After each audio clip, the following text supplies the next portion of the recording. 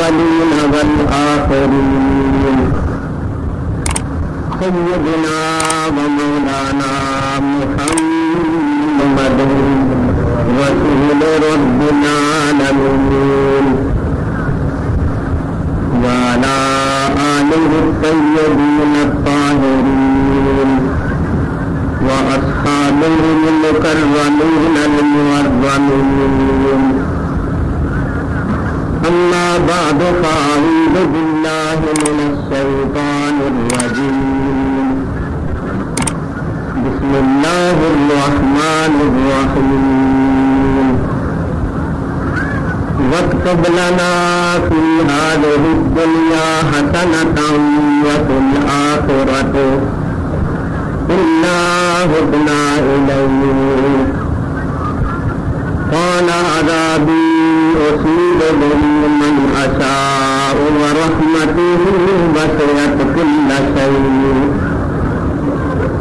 فسأكتبها للذين يتقون ويؤتون الزكاة والذين هم بآياتنا يؤمنون الذين يتبعون الرسول النبي الأمي صدق الله العلي العظيم وصدق رسوله النبي الكريم الحبيب الأمين ونحن على ذلك لمن الشاهدين والشاكرين والحمد لله رب العالمين.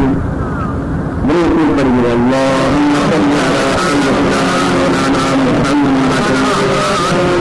معدن الجود والكرم آله وصحبه وبارك وسلم. الصلاة والسلام عليك يا رسول الله.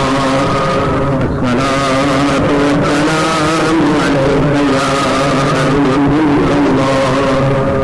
الصلاة والسلام عليك يا العالمين وعلى آلك وأصحابك يا شفيع المذنبين.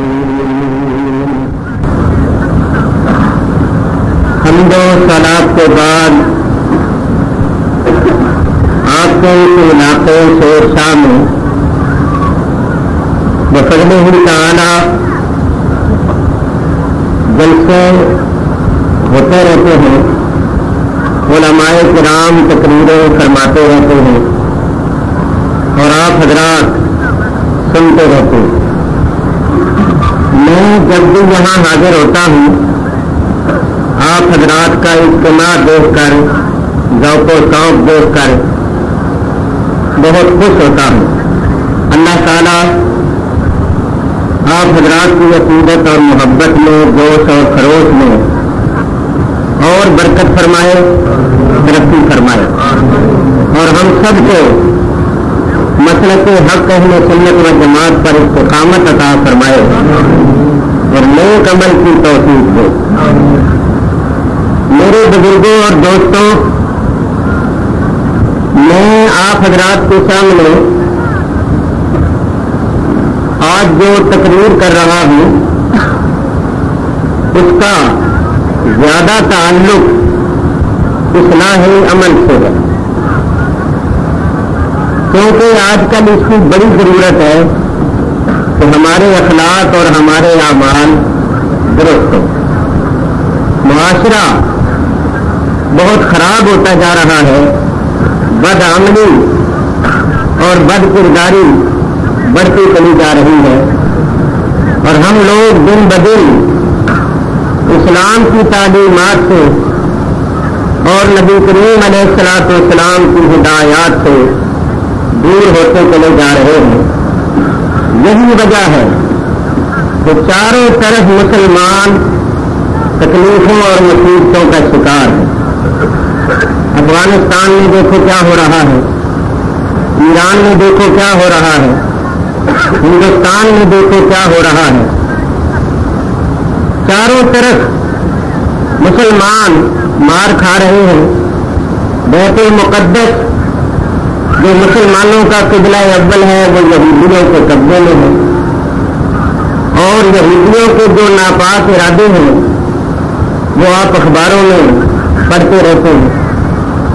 تو اس وقت ضرورت ہے اس امر کی کہ سارے مسلمان اللہ تعالیٰ کے حضور سر نیاز جھکا کر توبہ کریں, استغفار کریں اور اللہ تعالیٰ سے رحمت اور بخشش مانگیں اور اللہ تعالیٰ کے ساتھ عہد کریں کہ اے اللہ ہم تیری فرما برداری کریں گے, تیرے رسول صلی اللہ علیہ وسلم کی فرما برداری کریں گے.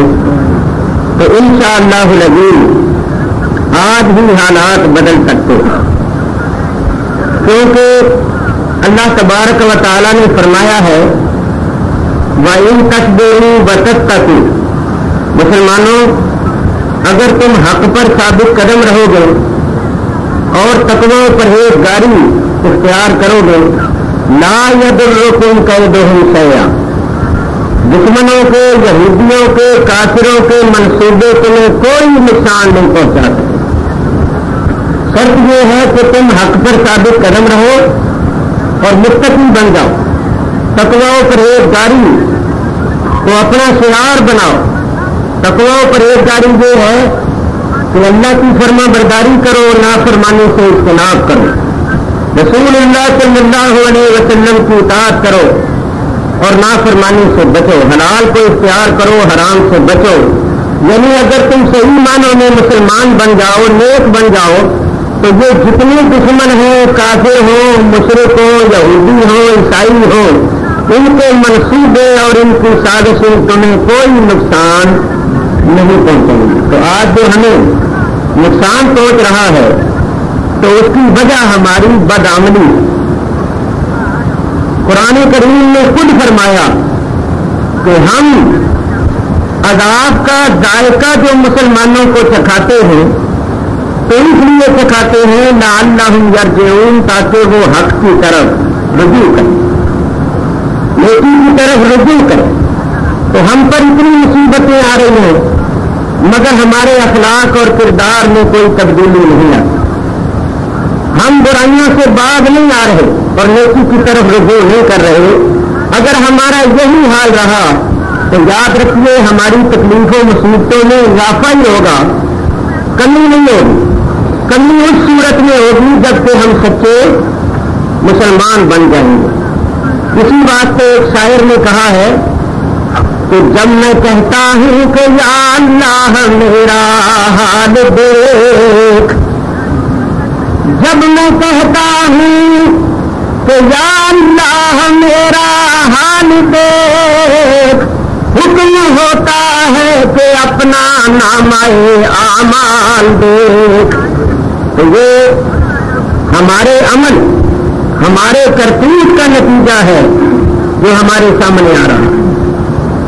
تو اس وقت ضرورت ہے, بڑے افسوس کی بات ہے کہ ہم لوگ جو ضروری مسائل یاد کرنے کے ہیں ان کو تو ہم یاد نہیں کرتے, جو ضروری کام کرنے کے ہیں وہ تو ہم کرتے نہیں, اور بڑے بڑے اونچے مسئلوں میں بحثیں کرتے ہیں اور نبیوں ولیوں کی شان کے متعلق ہم باتیں کرتے ہیں. ہمیں اپنی حیثیت دیکھنی چاہیے کہ ہم ہیں کیا, ہمارا عمل کتنا ہے اور ہم کن ہستیوں کے بارے میں گفتگو کرتے ہیں اور بحث کرتے ہیں. آپ کو معلوم ہونا چاہیے معاملہ بڑا نازک ہے. اگر کسی نبی ولی کی شان میں بات کرتے ہوئے ضد تعصب بحث کی وجہ سے منہ سے کوئی ایسا کلمہ نکل گیا تو اس نبی ولی کی شان میں تو کوئی فرق نہیں آئے گا, مگر ہمارے اپنے عمل تباہ ہو جائیں گے. تو ہمیں چاہیے کہ ہم بڑے بڑے مسئلوں میں گفتگو نہ کیا کریں, آپس میں بحث نہ کیا کریں, بلکہ جو کام کرنے کے ہیں وہ کریں. اگر کوئی بات ہوگی تو کہیں بھائی یہ علماء کا معاملہ ہے, علماء سے پوچھو, ہم لوگوں کو علم نہیں ہے. جب ہمیں علم نہیں ہے تو ہمیں بحث بھی نہیں کرنی چاہیے. خیر یہ شروع میں باتیں میرے منہ سے نکلی ہیں اس بات پہ کہ میں نے آپ کو بتایا ہے کہ آج کی میری تقریر جو ہے اس کا زیادہ تعلق اصلاح عمل اور اصلاح اخلاق اور کردار کے ساتھ. یہ اس لیے کہا ہے کہ آپ حضرات توجہ سے سنیں. بعض لوگ ایسے بھی ہوں گے جو پہلے سے گھر سے لکھ کے لائے ہوئے ہوں گے کہ ہم مولوی صاحب سے سوال کریں گے کہ حضور کو علم غیب تھا یا نہیں تھا، نور تھے یا بشر تھے، پہلے سے لکھ کے لائے ہوں گے اور وہ بڑے بے قرار ہوں گے کہ کسی طرح رکا ان کے پاس پہنچائیں۔ تو اگر آپ نے رکا بازی کی تو پھر مجھے خواہ ادھر آنا پڑے گا۔ میں اس لیے یہ بات کر رہا ہوں کہ نہ اس قسم کی کوئی بات ہو، نہ آپ رکا بازی کریں، نہ سوالات کریں، نہ چھیڑ چھاڑ کریں اور نہ میری توجہ زیادہ ادھر ہو، کیونکہ ہمارا یہ اصول ہے کہ ہم کسی کو چھیڑتے نہیں، لیکن اگر کوئی چھیڑے تو پھر اس کو چھوڑتے بھی نہیں۔ تو اس واسطے نہ چھیڑو، نہ بات آگے بڑھے، بلکہ جس چیز کی ضرورت ہے اس وقت کے معاشرے کی اصلاح ہو، ہم لوگوں کے عمل درست ہوں، اس کو بیان کرنے دو۔ بلکہ جو بھی علماء آیا کرے سب کو چاہیے، جو ہم سے اختلاف رکھتے ہیں ان کو بھی چاہیے کہ ان کے بھی علماء آئیں تو وہ ان سے یہ کہیں کہ اختلافی باتیں نہ کرو، آپس میں معاملات کو بڑھاؤ نہیں بلکہ گھٹانے کی کوشش کرو، نفرت کو پیدا نہ کرو بلکہ نفرت کو مٹا کر اخوت و محبت کا درس دو کہ مسلمان ایک دوسرے کے قریب ہوں۔ اتحاد اور اتفاق کی بڑی ضرورت۔ تو میرے بزرگوں اور دوستوں، میں نے جو آپ کے سامنے آیت پڑھی ہے اس آیت کا ترجمہ چند تفصیلی فوائد آپ حضرات کے سامنے بیان کروں گا۔ تفصیلی فوائد میں اگر کوئی ایسا مسئلہ آتا ہے جس کا تعلق ہمارے عقیدے کے ساتھ ہے تو وہ میں بیان کروں گا، لیکن اگر میں اپنا عقیدہ بیان کروں تو اس کا یہ مطلب تو نہیں ہے نا کہ میں کسی دوسرے پر کیچڑ اچھال رہا ہوں یا کسی دوسرے کو برا بھلا کہہ رہا ہوں۔ برا بھلا کہنا تو یہ ہوتا ہے کہ کسی کا نام لے کر اس کو متعلق نازیبا باتیں کی جائیں، اور یہ ہمارا طریقہ اور سیوا نہیں۔ تو ذرا توجہ کے ساتھ سنو، اللہ تعالی ہم سب کو عمل کی توفیق دے۔ حضرت موسیٰ علیہ السلام جلیل القدر پیغمبر، اولو العزم رسول، صاحب کتاب اور صاحب شریعت، وہ اللہ تعالیٰ کی بارگاہ میں حاضر ہوئے اور انہوں نے اللہ کی بارگاہ میں حاضر ہو کر ایک سوال کیا جس کا ذکر اللہ تعالیٰ قرآن پاک میں فرماتا ہے۔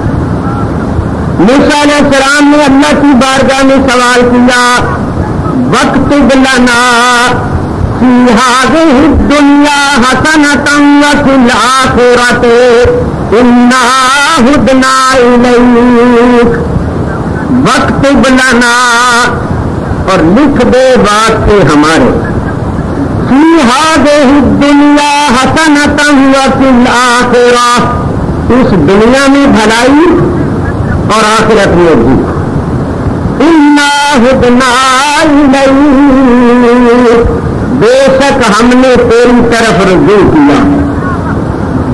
موسیٰ علیہ السلام نے یہ سوال کیا اللہ کی بارگاہ میں، اس کا مطلب کیا ہے کہ اے اللہ، دنیا اور آخرت کی بھلائی ہمارے واسطے یعنی بنی اسرائیل کے واسطے لکھ دے، مخصوص کر دے۔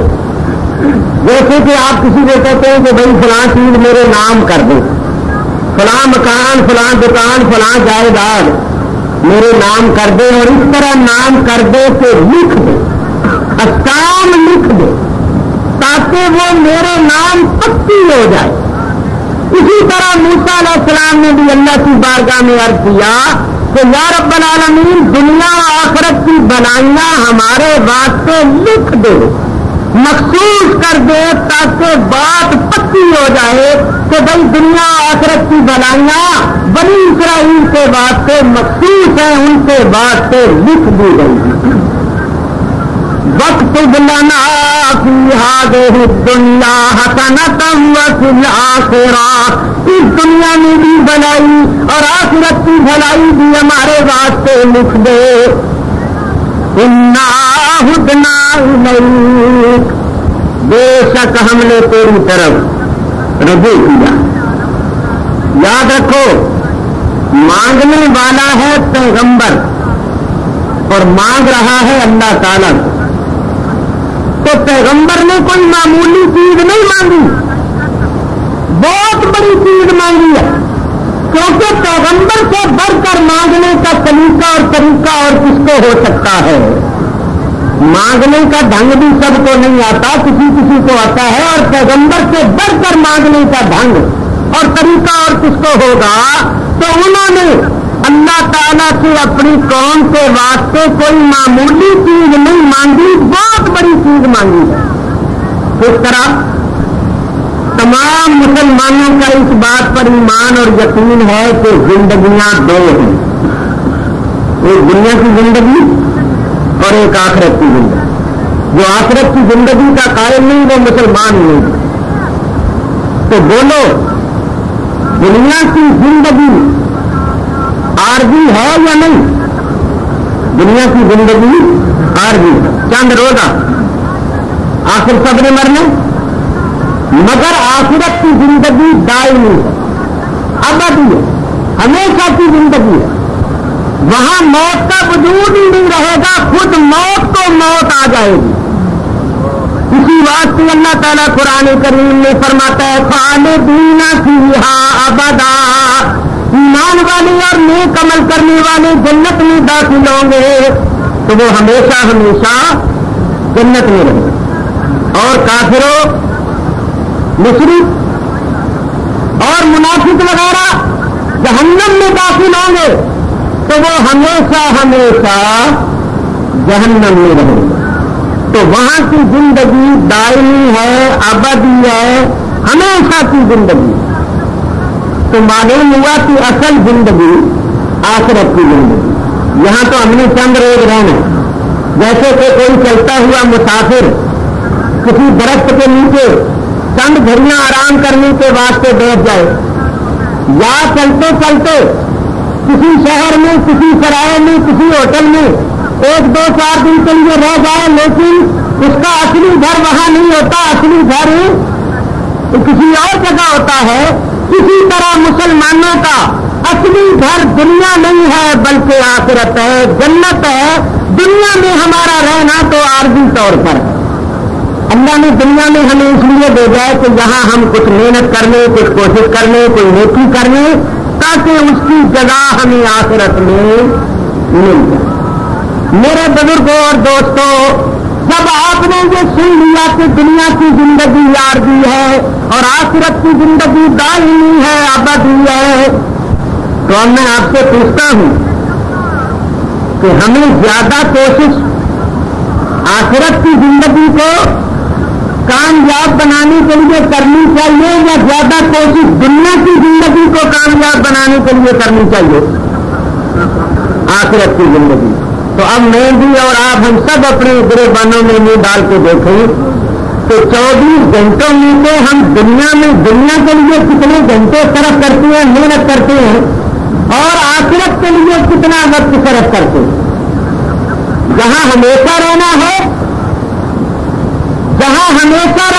وہاں کے لیے اور وہاں کی زندگی کو خوشحال بنانے کے لیے ہم کوشش نہیں کرتے، بلکہ ہماری ساری کوششیں، ساری محنتیں دنیا کی زندگی کو کامیاب بنانے اور خوشحال بنانے میں صرف۔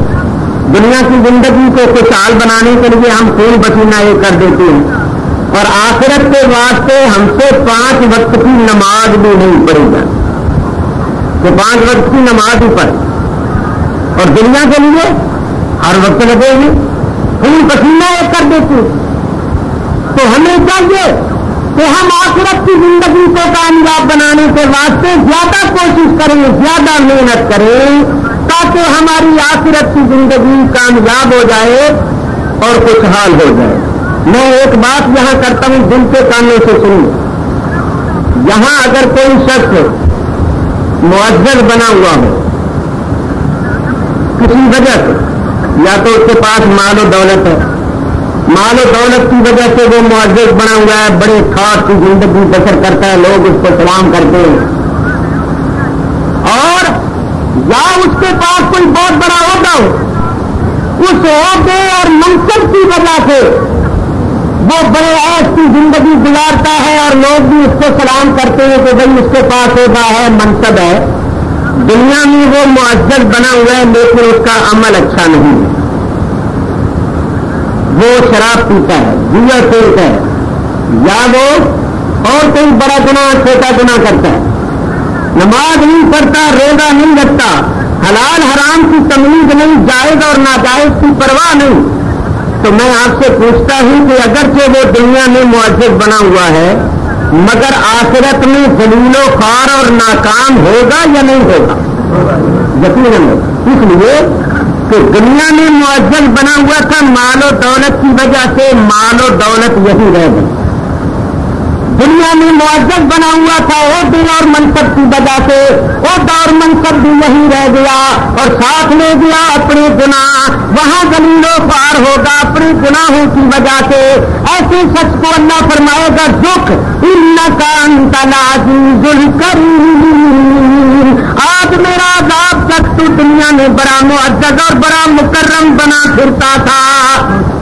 معلوم ہوا کہ حقیقت میں معزز وہ ہے جو آخرت میں معزز, جو آخرت میں معزز نہیں. وہاں ذلیل ہو جائے, خوار ہو جائے, رسوا ہو جائے, اگر دنیا میں وہ معزز بنا ہوا ہے چند روز کے واسطے تو وہ حقیقت میں معزز نہیں ہے, کیونکہ اصل معزز وہ ہے جو آخرت میں معزز ہو, کیونکہ اصل زندگی آخرت کی زندگی. اب آپ سمجھیے, ذرا غور کیجیے کہ جس قوم کے حصے میں یا جس جماعت کے حصے میں یا جس فرد کے حصے میں دنیا کی عزت بھی آئے اور آخرت کی عزت بھی آئے, جو دنیا میں بھی معزز ہو آخرت میں بھی معزز ہو, دنیا میں بھی نیک نام ہو آخرت میں بھی نیک نام ہو, تو وہ حقیقت میں کامیاب اور اس نے بہت کچھ حاصل کر لیا. اس کے حصے میں بہت بڑی نعمت آئی, دونوں جہان کی عزت, اور یہی چیز موسیٰ علیہ السلام نے اپنی قوم کے واسطے مانگی. اب آپ سمجھ گئے کہ موسیٰ علیہ السلام نے اپنی قوم کے واسطے کوئی معمولی چیز نہیں مانگی, بہت بڑی چیز مانگی. تو یا اللہ میری قوم کے واسطے دنیا اور آخرت کی بھلائی عزت لکھ دے, مخصوص کر. اللہ تعالیٰ نے کیا جواب دیا یہ سنو. اللہ تعالیٰ نے موسیٰ علیہ السلام کے سوال کا جواب دینے سے پہلے اپنا ایک قانون بیان فرمایا. اس قانون کا تعلق اللہ کے عذاب اور اللہ کی رحمت کے ساتھ. اللہ تعالیٰ نے ارشاد فرمایا عذابی یصیب بہ من اشاء, اے موسیٰ میرا عذاب جو ہے نا عذاب, وہ میں اس کو پہنچاتا ہوں جس کو چاہوں. عذاب میرا سب کو نہیں پہنچتا, کس کو پہنچتا ہے جس کو میں چاہوں. وَرَحْمَتِي وَسِعَتْ كُلَّ شَيْءٍ, اور رحمت میری ہر چیز کو گھیرے ہوئے ہے, ہر چیز کے سامنے حال. اتنے حصے میں اللہ نے اپنے عذاب کا اور اپنی رحمت کا قانون بیان فرمایا کہ میرا عذاب سب کو نہیں پہنچ اور رحمت میری سب کو پہنچ رہی. عذاب اور رحمت کے متعلق میں آپ کے سامنے 2-3 باتیں عرض کرتا ہوا پھر آگے بڑھتا ہوں. بہت سے بندے ایسے ہیں جو اس دنیا میں ظلم و ستم کرتے ہیں. اے ہم مسلسل اللہ رسول کی نافرمانی کرتے, پھر بھی اللہ کا عذاب ان کو نہیں پکڑتا, تو بعض مرتبہ ہم لوگ تعجب کرتے ہیں کہ یہ شخص اتنا ظالم ہے, ظلم کرتا رہتا ہے, لوگوں کا خون چوستا رہتا ہے, بغیر رشوت لیے کام نہیں کرتا, بڑا ستاتا ہے لوگوں کو, بڑا ظلم کرتا ہے, چوریاں کرتا ہے, ڈاکے ڈالتا ہے, غریبوں ضعیفوں مسکینوں کو ستاتا ہے, مگر اللہ کا عذاب نہیں پکڑتا, بندر آتا پھرتا ہے. بعض مرتبہ ہم لوگ سوچتے ہیں یا نہیں سوچتے, اور اپنوں کی بات نہیں, اوروں کو دیکھ لو, کافروں کو بھی دیکھ لو, अब देख लो यहूदी कितना जुल्म सितम कर रहे हैं, हिंदू कितना जुल्म सितम कर रहे हैं मुसलमानों पर। अफगानिस्तान में मुसलमानों पर रूसी दरिंदे किस कदर बर्बरियत और दरिंदगी का मुजाहिरा कर रहे हैं, मगर अल्लाह ताला सब कुछ देखता है, कादिर व कदीर होकर उनको तबाह व बर्बाद नहीं करता, वरना अल्लाह चाहे तो एक मिनट में सबको तबाह करके रख दे। तो बाद मरतबा हम लोग सोचते हैं कि क्या वजह है। तो मेरे दोस्तों, सबसे बड़ी वजह तो ये है कि अल्लाह ताला की हिकमतें, अल्लाह ताला उन हिकमतों को जानता है। जो कुछ अल्लाह करता है बेहतर करता है। अल्लाह के हर काम में हिकमत होती है। ये अलग बात है कि हमारी समझ उस हिकमत तक पहुंचे या ना पहुंचे। लेकिन एक बात और भी है जो मैं आपको बताना चाहता हूं, और ये मैं अपनी तरफ से नहीं कहता, अल्लाह का ही फरमान पेश करता हूं। अल्लाह ताला इरशाद फरमाता है, और ये बात याद रखना, ये मुसलमानों के लिए है, काफिर भी इसमें आ जाते हैं। अल्लाह ताला ने सबको ढील दे रखी है, मोहलत भी दे रखी है। अल्लाह ताला इरशाद फरमाता है, बंदे जब बुराइयां करते हैं, नाफरमानियां करते हैं, जुल्म और सितम करते हैं, और हम मेरी और मेरे रसूल की नाफरमानी करते रहते हैं, और ऐसे ऐसे काम करते हैं कि उनके कामों की वजह से मेरा अजाब हरकत में आ जाता है, मेरे अजाब में हलचल मच जाती, एक इस्तिराब पैदा हो जाता है।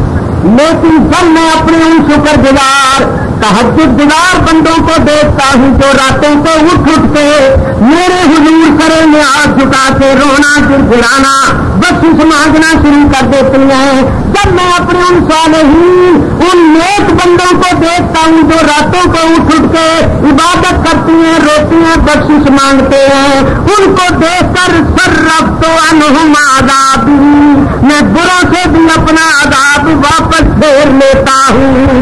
नारे तकबीर, मालूम हुआ कि हम बुराइयां करने वाले, नाफरमानियां करने वाले इस जहान में अगर अल्लाह के अज़ाब से और अल्लाह की गिरफ्त से बचे हुए हैं तो ये सदका है औलियाए किराम का, ये सदका है सालेहीन का, जो रातों को उठ के नफलें पढ़ती हैं, दुरूद शरीफ की तस्बीहें पढ़ती हैं, और फिर हाथ उठा के बख्शिश की दुआएं करते हैं। उनकी वजह से हम गुनाहगार भी अल्लाह ताला के अज़ाब से बचे हुए। मेरे बुजुर्गों और दोस्तों, अब फिरका बंदी को, तासुब को, जिद को, हक धर्मी को पाकिस्तान से बाहर निकाल कर तो अज़ाब जो नहीं आता अल्लाह वापस फेर लेता है, तो इनकी वजह से तो क्या नतीजा निकला? नतीजा ये निकला कि अल्लाह वालों का वजूद, अल्लाह वालों की जात हमारे वास्ते दाखिल आजाद है। अल्लाह वालों का वजूद, अल्लाह वालों की ज़वाते कुदसिया हम गुनाहगारों के वास्ते दाखिल अजाब है, क्योंकि इनकी वजह से अल्लाह का अजाब चल जाता है। और मैं आपसे पूछता हूं कि अल्लाह के अजाब से बड़ी कोई बला है? अल्लाह के अजाब से बड़ी कोई वबा है? अरे मियाँ कोई बला आ जाए, वबा आ जाए, कोई बीमारी आ जाए तो वो चंद रोज में चली जाती, लेकिन जहां अल्लाह का अजाब नाजिल हो जाए वो कौम तो सफाई हस्ती से मिल जाती है, तो नैस हो जाती है। अल्लाह के अजाब से बड़ी कोई बला वबा नहीं है। तो जब औलिया अल्लाह के वजूदों की बरकत से अल्लाह का अजाब चल जाता है तो फिर तुम अंदाजा कर लो कि नबी करीम की ज़ात गिरामी हमारे वास्ते कितनी रहमतों और बरकतों की बाइस हो। जब सरकार के गुलामों की बदौलत, औलिया अल्लाह की बदौलत अजाब तक चल जाता है तो मालूम हुआ कि इनका वजूद हमारे लिए बड़ी रहमतों और बरकतों का बाइस है। अब बताओ कि इन अल्लाह वालों के होने की वजह से, इनके वजूदों की बरकत से हमें फायदा पहुंचा या नहीं पहुंचा कि हम अज़ाब इलाही से बच गए? तो अब तुम खुद ही सोच लो कि जो लोग मिंबरों पर चढ़ चढ़ के, सफेदों पर चढ़ के ये कहते हैं कि नबी वली कोई नफा नहीं पहुंचा सकते, कोई फायदा नहीं पहुंचा सकते, उनको कोई इख्तियार नहीं, उनकी बात गलत। अरे इतना फायदा होता है یہ ان کے وجودوں کی برکت سے عذاب کر جاتا ہے. اور اگر یہ ہاتھ اٹھا کر دعا کر دے تو صحیح بخاری کی حدیث ہے دعا یرد القضاء، دعا تقدیر کو بدل دیتی ہے. اللہ والوں کی دعا سے تقدیریں بدل جاتی ہیں. تو یہ فائدہ پہنچاتے ہیں، مگر ہمارا یہ عقیدہ ہے کہ ان کو جو فائدہ پہنچانے کی قدرت ہے، طاقت ہے، تاثیر ہے، وہ اللہ کی عطا کی. ان کا فائدہ پہنچانا حقیقت میں اللہ کا ہی فائدہ پہنچانا، یہ درمیان میں ذریعہ اور وسیلہ ہے کہ ان کی دعا سے اللہ تبارک و تعالی بے شمار رحمتیں اور برکتیں کر دیتا ہے. حقیقت میں سب کچھ کرنے والا اللہ ہی، مگر درمیان میں وسیلہ ہے، وہ سب مانتے ہیں. چنانچہ میں آپ سے پوچھتا ہوں، بولو شفا کون دیتا ہے؟ اللہ دیتا ہے نا. تو جب تم بیمار ہو جاتے تو ڈاکٹروں حکیموں کے پاس کیوں جاتے؟ ذریعہ وسیلہ ہی سمجھ کے جاتے ہو نا. تو اگر ڈاکٹروں حکیموں کے پاس جانا شرک نہیں تو اولیاء اللہ کے پاس جانا کیسے شرک ہو سکتا ہے؟ جسمانی بیماریوں کا علاج کروانے کے لیے تم ڈاکٹر حکیموں کے پاس جاتے ہو تو روحانی بیماریوں کا علاج کروانے کے واسطے روحانی طبیب اولیاء اللہ کے پاس جاؤ. جس طرح ڈاکٹر کی دوا سے تمہاری بیماری دور ہو جاتی ہے، اس طرح اللہ والے کی دعا سے بیماریاں مشکلیں آسان ہو جاتی ہیں اور اللہ تعالیٰ کرم فرما دیتا ہے. لیکن حیرت ہے، ڈاکٹر کے پاس جانا شرک نہیں، حکیم کے پاس جانا شرک نہیں، وہاں کوئی کچھ نہیں بولتا، اور اولیاء اللہ کے پاس اللہ کے پیروں کے پاس جانا شرک. مثلا سنو نا، اگر ڈاکٹر کہہ دے کہ بڑا گوشت نہیں کھانا، بس اتنے مولوی بحث کر دیں، وہاں مولوی بحث نہیں کرے گا جی کہاں لکھا ہوا ہے بڑا گوشت نہ کھاؤ. اللہ بھی فرماتا ہے کھاؤ، تم کہتے ہو نہ کھاؤ، تو میں تمہاری بات مانوں یا اللہ کی مانوں؟ وہاں بحث نہیں ہے. وہ کہتا ہے کھٹائی نہ کھانا، اچار نہ کھانا، کہتا کی بات ہے. وہ کہتا ہے چکنائی نہ کھانا، گھی نہ کھانا، دودھ نہ پینا، بلڈ پریشر زیادہ ہو جائے گا. کہتا جی بہت اتنے نہیں بحث کرتا. کتنے لکھا جی تو نہ پیو، کہاں لکھا ہوا گھی نہ کھاؤ؟ کہاں کہتا جی بہت ایک تو بحث کرتا ہے، کتنے لکھا ہوا جی یہاں بحث کرتا ہے. یہ بات کیا ہے؟ حد ہو گئی ہے. ذرا سوچو میرے بزرگوں اور دوستوں، یاد رکھو سب مسلمان جانتے ہیں کہ نبی ولی خدا نہیں ہے. نبیوں ولیوں کو جو مانتے ہیں وہ اللہ کی رحمتوں برکتوں کا ذریعہ سمجھ کرنا، کیونکہ ہمیں جو ملا ان کی برکت ہے. ہمیں قرآن ملا تو حضور کے وسیلے سے، دین اسلام ملا تو حضور کے وسیلے سے، ایمان ملا تو حضور کے وسیلے سے، خود رحمان ملا تو حضور کے وسیلے سے. ہمیں نماز پڑھنے کا طریقہ سکھایا تو حضور نے، عبادتوں کا طریقہ سکھایا تو حضور نے. بات کہتے ہیں غیر اللہ غیر اللہ، غیر اللہ کو نہ مانو، اللہ کے سوا کسی کو نہ مانو، اللہ کے سوا کسی سے کوئی امید نہ رکھو، اللہ کے سوا کسی کی پیروی نہ کرو. آیت بھی پڑھتی ہے وَلَا تَتَّبِعُوا مِن دُونِهِ أَوْلِيَاءَ، اللہ کے سوا جو اولیاء ہے ان کی پیروی نہ کرو. اچھا صاحب اگر ان کی پیروی نہ کرو تو میں پوچھتا ہوں، بولو کھڑے ہو کر نماز پڑھنا، نماز کے جو فرض ہیں کھڑا ہونا، بولو اللہ کھڑا ہوا سی؟ اب بولو اللہ نے کھڑے ہو کر نماز پڑھی ہے؟ رکوع سجدہ اللہ نے کیا ہے، سجدہ اللہ نے کیا ہے. یہ نماز میں جو کچھ پڑھتے ہیں یہ اللہ نے پڑھا ہے، یہ سب کچھ رسول اللہ نے کیا ہے. کیونکہ اللہ تو کھڑے ہونے سے، رکوع کرنے سے، سجدہ کرنے سے، بیٹھنے اٹھنے سے پاک ہے. تو جو کھڑا ہونا ہے، میں کہتا ہوں یہ کھڑا ہونا فرض ہے، تو فرض بھی تم نہیں پورا کر سکتے جب تک رسول اللہ کی پیروی نہ ہو. مجھے کوئی دنیا کا مولوی بتائے کیا اللہ نے نماز پڑھی ہے؟ اللہ کھڑا ہوا ہے، اس نے رکوع سجدہ کیا نہیں کیا؟ چلو بھائی تم حج کرنے جاتے ہو تو بولو صفا مروہ کے درمیان اللہ دوڑا تھا اور تینوں جمروں پر کنکریاں اللہ نے ماری تھی. غیر اللہ کرنے والوں، یہ سارا دین تو غیر اللہ کی پیروی کا نام ہے. میں کہتا ہوں رسول اللہ نہیں ہے، حضرت ابراہیم خلیل اللہ نہیں ہے، حضرت اسماعیل ذبیح اللہ نہیں ہے. تمہارا سارا دین جو ہے وہ رسولوں کی پیروی ہے، اللہ والوں کے، اللہ کے پیاروں کی اداؤں کا نام ہے. روزہ اللہ نے رکھا، اللہ پکارے ہیں صبح تو لے کے شام تو تو پھر شام کو اللہ نے روزہ افطار کیا، اللہ نے ساری کھائی ہے، اللہ نے تراویح پڑھی ہے، یہ سب کچھ رسول اللہ نے کیا اور زکات اللہ نے دی ہے، حج اللہ نے کیا ہے، اللہ نے کعبے کا طواف کیا ہے، احرام اللہ نے بنا ہے، تو سارا دین اللہ کے پیاروں کی اداؤں کا نام۔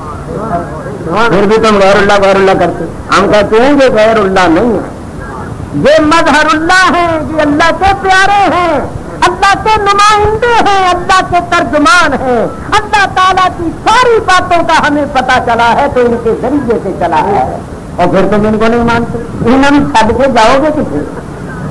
کوئی کام تو کر کے دکھاؤ بغیر ان کے۔ بڑی بڑی موٹی باتیں مگر پھر بھی بعض لوگوں کو سمجھ میں نہیں آتی، آئیں کیسے اور سمجھ والا تھا تو کی بند اللہ نے کہا جتنے بھی جاتی ہے نا گل اندر دن میں سے وہ رب نے رستہ ہی بند کر سکے، یہ رستہ کھلے تو گل اندر جانے کہ وہ دل میں بیٹھے اور رستہ ہی بند تو اندر کیسے بات جائے؟ وہ میں یہی چاہتا ہوں، دیکھو سنتے ہیں یا نہیں مگر اثر نہیں ہوتا، اثر نہیں ہوتا کیوں کہ کانوں تک بات رہتی ہے، یہاں سے نیچے۔ چلو چھوڑو، میں یہ عرض کر رہا تھا کہاں سے یہ بات نکلی، اللہ والوں کا وجود جو ہے وہ ہمارے لیے بے شمار رحمتوں اور برکتوں کا بھائی میاں یہ تو ہے نا اولیاء اللہ کی بات، راتوں کو اٹھنے والوں کی بات، اب نبی کریم کی بات بھی سن۔ مکے کے کافروں نے نبی کریم کو بڑا ستایا، اتنے مظالم کیے آپ پر اور آپ کے ماننے والوں پر کہ نبی کریم خود فرماتے ہیں کہ جتنا میں اللہ کی راہ میں ستایا گیا ہوں کوئی پیغمبر نہیں ستایا۔ اس سے آپ اندازہ کر لو کہ کافروں نے کتنے مظالم کیے، کتنا ستایا تھا، کتنے دکھ دیے، مگر ان کو اللہ کے عذاب نے نہ پکڑا، کوئی گرفت نہ ہو۔ ان کے حوصلے اور بڑے کہ ہم نے اس نبی کو اتنا ستایا ہے اور اس نبی کے ماننے والوں کو اتنا ستایا ہے، ہمارا تو کچھ بھی نہیں بگڑا، نہ اس نبی نے ہمارا کچھ بگاڑ لیا اور نہ اس نبی کے خدا نے ہمارا کچھ بگاڑ لیا۔ جب ان پر کوئی عذاب نہ آیا اور کوئی ان کی گرفت نہ ہوئی تو انہوں نے مسلمانوں سے صحابہ کرام سے کہنا شروع کر دیا کہ ہم جو تمہارے نبی کو ستاتے ہیں، دکھ دیتے ہیں، تو تم اپنے نبی کو کہہ دو نا کہ وہ ہمارے لیے بد دعا کر دیں، ہم تباہ ہو جائیں، برباد ہو جائیں۔ تو صحابہ کہتے تھے کہ ہمارے نبی رحمت بن کر آئے ہیں، وہ رحمت للعالمین ہیں، وہ بد دعائیں نہیں کرتے، وہ لوگوں کو تباہ و برباد کرنے نہیں آئے بلکہ تباہ شدہ لوگوں کو آباد کرنے کے واسطے آئے۔ انہوں نے کہا اچھا تمہارے نبی رحمت للعالمین ہیں، وہ بد دعائیں نہیں کرتے، تو چلو ہم خود بد دعا کریں۔ لوگ کافروں نے اپنے واسطے خود بد دعا کی، بلکہ یوں کہو کہ انہوں نے رب کو چیلنج کیا۔ قرآن پڑھ کے دیکھ لو 9واں پارہ اور 9ویں پارے کے آخر میں آخری حصے میں یہ آئے تھے، انہوں نے اللہ سے کہا کافر ہو اللہم ان کان ھذا ھو الحق من عندک، اے اللہ اگر یہ تیرا نبی تیری طرف سے سچا ہے اور جو کچھ یہ لے کر آیا وہ بھی تیری طرف سے حق اور سچ ہے تو جا ہم نہیں مانتے، کرنے کو ہمارا کام نہیں مانتے۔ انہوں نے کیا کہا فَأَمْطِرْ عَلَيْنَا حِجَارَةً مِّنَ السَّمَاءِ أَوْ ائْتِنَا بِعَذَابٍ أَلِيمٍ، اے مولا چاہے تو ہم پر پتھروں کا مینہ برسا دے، اور اگر مینہ نہیں برساتا تو کسی دوسرے کو پتھر نہ لگ جائے بے گناہ کو، تو ہم پر کوئی اور ہی دردناک قسم کا عذاب لے، جو کرنا ہے کر دے، ہم پر پتھروں کا مینہ برسا دے یا اور ہی کوئی دردناک قسم کا عذاب ہم پر نازل کر دے، ہم نہیں مانتے نہیں مانتے۔ بولو یہ خدا کو ایک قسم کا چیلنج ہے یا نہیں؟ خود انہوں نے اللہ سے کہا کہ نہیں مانتے ہم، تو برسا دے ہم پر پتھروں کا مینہ، پتھروں کا مینہ نہیں برساتا تو اور کوئی دردناک قسم کا عذاب نازل کر دے، جو تو کرنا چاہتا ہے کر لو، نہیں مانتے ہم۔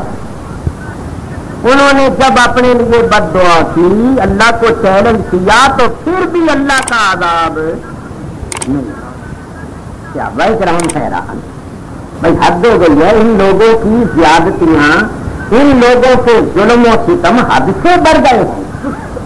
اب یہ اللہ کو بھی چیلنج کرنے لگ گئے، پھر بھی اللہ کا عذاب ان پر نہیں آ رہا، تو آخر اس کی وجہ کیا ہے؟ تو اللہ نے آیت اتار کے سب کی تسلی کر.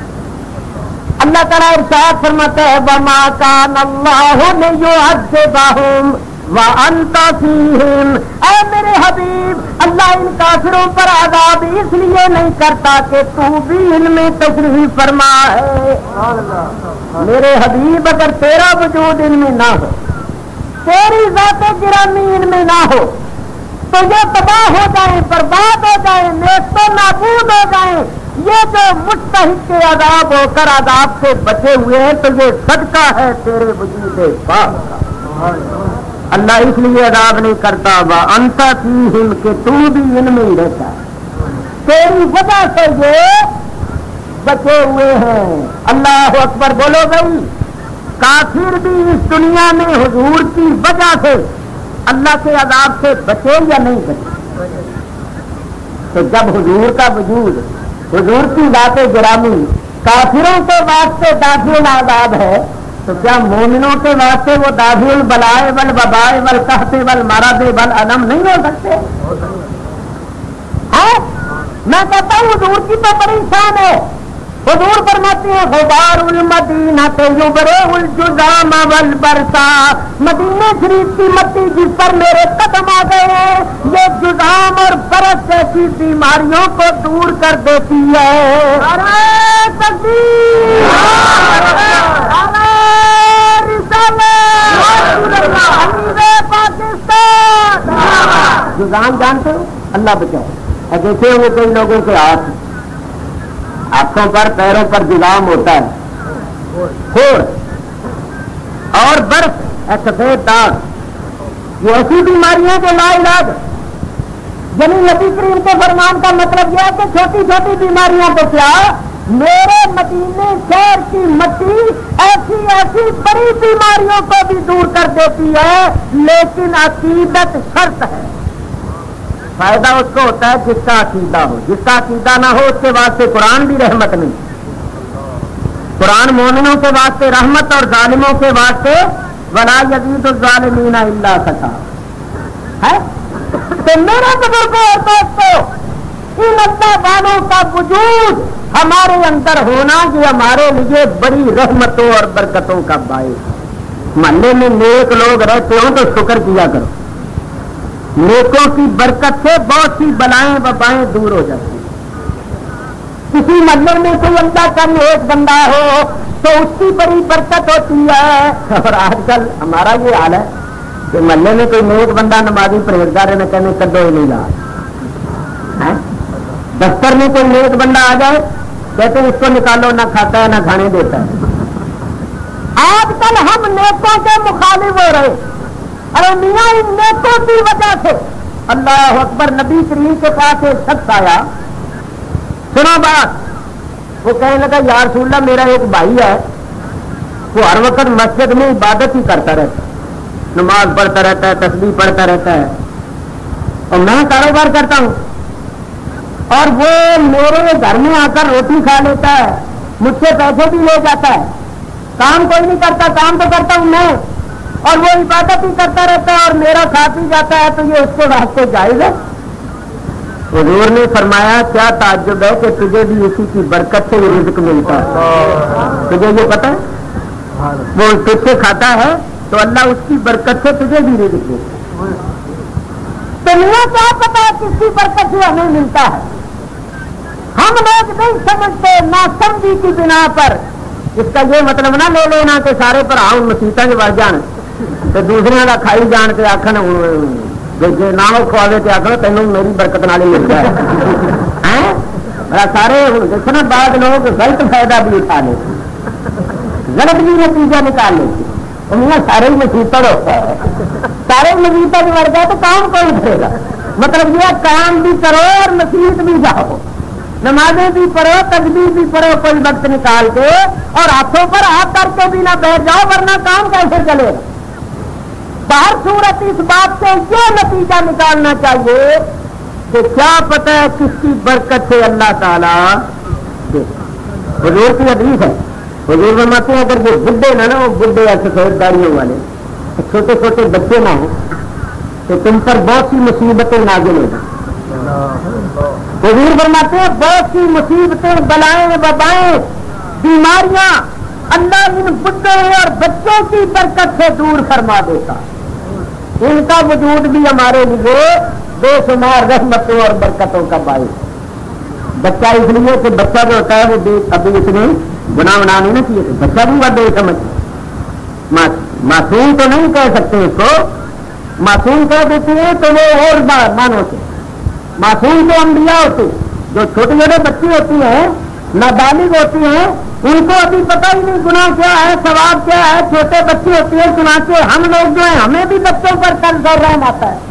ہر کوئی کہتا ہے یار بچہ ہے تو اللہ تعالیٰ بھی اس کا خیال فرماتا ہے. اور بڈھے جو ہیں ان کی بھی عمر زیادہ ہوتی ہے, انہوں نے نیکیاں بھی کی ہوتی ہیں, ان کے سفید بالوں سے اللہ فرماتا ہے مجھے سفید بالوں والوں سے شرم ہے. یہ بڈھے ہیں بیچارے, اور ہم لوگ بھی بڈھوں پر ترس کھاتے ہیں. بڈھا یار جان دیتا.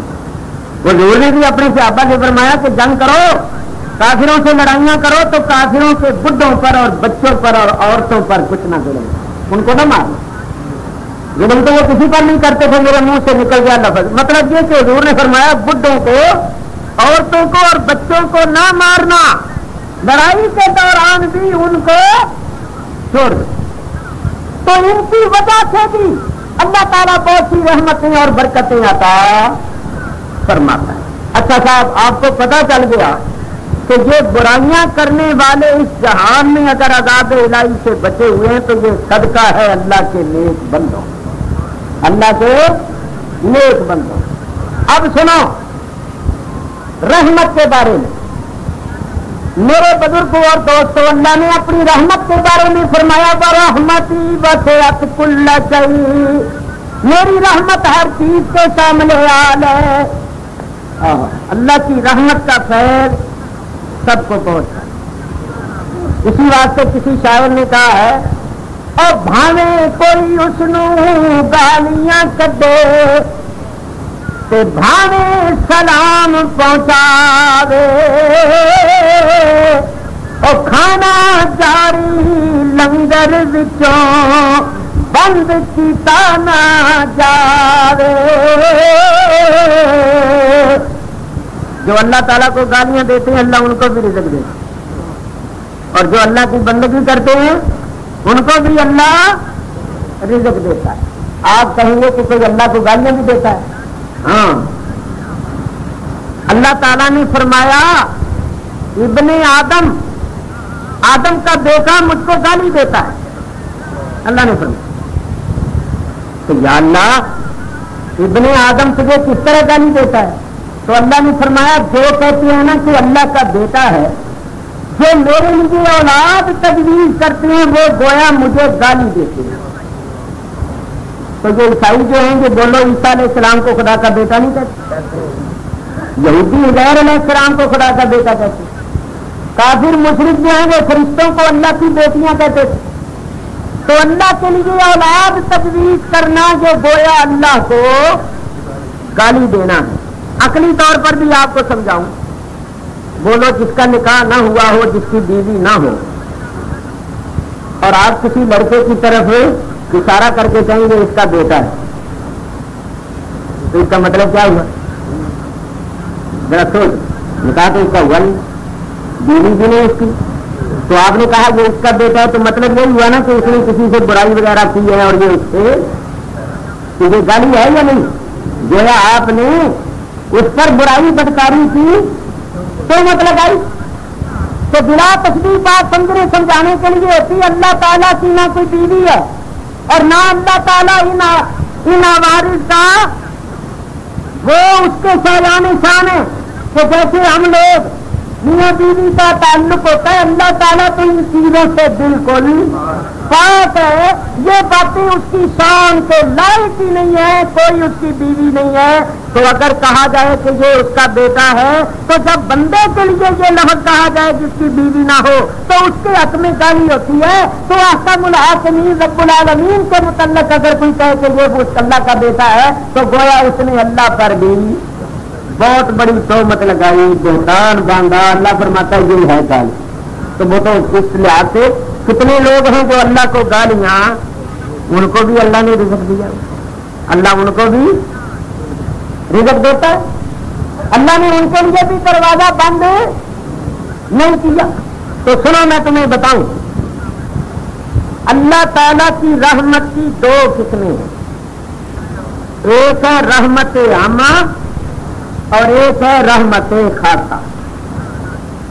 مثلا یہ زمین اور زمین سے پیدا ہونے والی نکلنے والی چیزیں، پانی، ہوا، چاند، سورج، ستارے، ان کی روشنیاں، ان کی تاثیر، اور تندرستی، دنیا کا عیش، عقل، ذہانت اور قوت اور توانائی، کھانے پینے کی چیزیں، یہ ایسی چیزیں ہیں ان کا تعلق رحمت عامہ کے ساتھ ہے.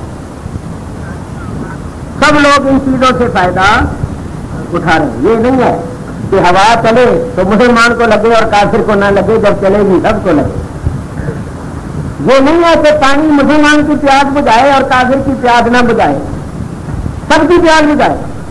یہ نہیں ہے کہ زمین پر مسلمان بوئے تو اگے اور کافر بوئے تو نہ اگے، سب کے لیے اگے گا. اسی طرح یہ دنیا کی کھانے پینے کی چیزیں ہیں، یہ وہ چیزیں ہیں جن کا تعلق رحمت عامہ کے ساتھ. ایک بات یہاں اور بھی سن لو، دنیا کی حکومت، اقتدار، مال و دولت، اس کا تعلق بھی رحمت عامہ کے ساتھ. اگر یہ اللہ تعالیٰ کی خاص رحمت ہوتی تو اللہ کافروں کو اپنی خاص رحمت عطا نہیں فرماتی. پھر کسی کافر کو دنیا میں حکومت نہ ملی. تو بولو آج سینکڑوں کافر ہیں یا نہیں جو حکومت کر رہے ہیں مسلم ملکوں میں؟ اگر دنیا کا مال اللہ تعالیٰ کی نعمت اور خاص رحمت ہوتی تو اللہ قارون کو اتنے خزانے نہ دیتا. اور آج کافروں کے پاس بڑی دولت، امریکہ والوں کے پاس، جاپان والوں کے پاس کتنی دولت. تو یاد رکھو صرف حکومت یہ کوئی اللہ کی خاص نعمت اور خاص رحمت نہیں، ورنہ اللہ یزید کو بھی حکومت نہ دیتا. آج کل ہم اس کے پیچھے پڑے ہوئے ہیں. ہر کوئی چاہ رہا ہے کہ مینو حکومت مل جائے، مینو کرسی مل جائے. تو سانو تو روز یہ کرسی ملتی بعد میں. ہر کوئی چاہتا ہے کہ ہمیں یہ کرسی مل جائے، کرسی بڑی چیز. تو جڑا ہو تو بہ گیا نا، انہیں پھر جہلے کا چسکا پہ گیا نا، چسکا. تو پھر کرسی خراب بھی کر دینی بعد میں. تو خیر ہماری کرسی جو ہے یہ حکومت کی کرسی تو نہیں ہے نا. ابھی کیا ہے کرسی بھی گئی، اصل بات ختم کرنا ہے، کرسی کی بھی ہے گھر چلی جانا. ابھی کرسی بجتے ہو نہ کرسی بج بڑا فرق ہے، مگر ملتی سانو روز ہی. ہمیں فکر بھی نہیں نہ ہمیں کرسی کی طلب، کیونکہ جب تک ہم نے زندہ رہنا ہے، جب تک صحت ٹھیک ہے، ہمیں تو روز ہی کرسی ملنی ہے. ہم نے کرسی پر بیٹھ کے بات کرنا.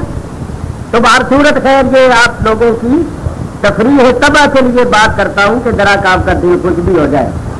ایسی بات سنتا آدمی ذرا کچھ کی طبیعت کو فرق خوشی ہوتی ہے تو ذرا کچھ تھکاوٹ تھوڑی سی دور ہو جاتی ہے. نہیں تو بندہ بیٹھا بیٹھا ہے پھر سون لگ پہ لگ جاتا ہے.